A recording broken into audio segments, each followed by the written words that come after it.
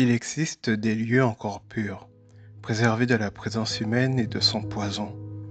Il existe des reflets de la grandeur divine et de la sagesse du Tout-Puissant, des recoins où l'âme mortelle est bercée de bien-être et d'une légèreté propre au dessein originel du Créateur.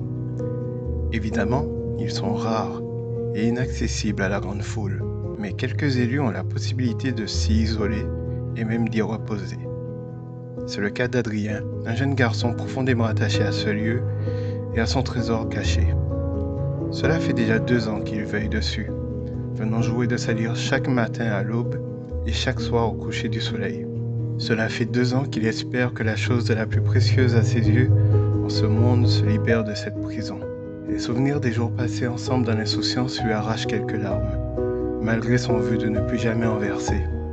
La joie, la chaleur et l'espoir brillent à travers ces quelques morceaux d'existence de béni, sans parvenir à se refléter à travers sa personne et surtout son visage.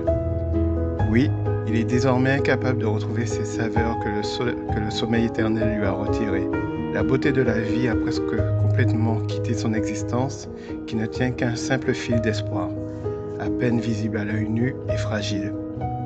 Son seul et éternel amour parviendra-t-il à ouvrir les yeux et à quitter ce lieu où devra-t-il sombrer et dépérir dans le chagrin? C'est la question à laquelle personne ne peut répondre, même pas le responsable de leur malheur. S'il lui était possible de libérer cet enfant, il le ferait volontiers, non pas par pitié ou sollicitude, mais seulement par dévotion. Quant à elle, sa victime, il lui serait impossible de ressentir ne serait-ce que de la colère pour le temps qu'il lui a arraché. En effet, un cœur pur ne saurait condamner celui qui agit selon son propre sens de la justice et par conviction.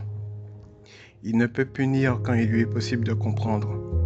En effet, tandis que la main de son bourreau s'efforce de façonner un monde propice au bien absolu, son esprit, lui, ne distingue plus l'acte noble du crime et encore moins la cruauté de la justice.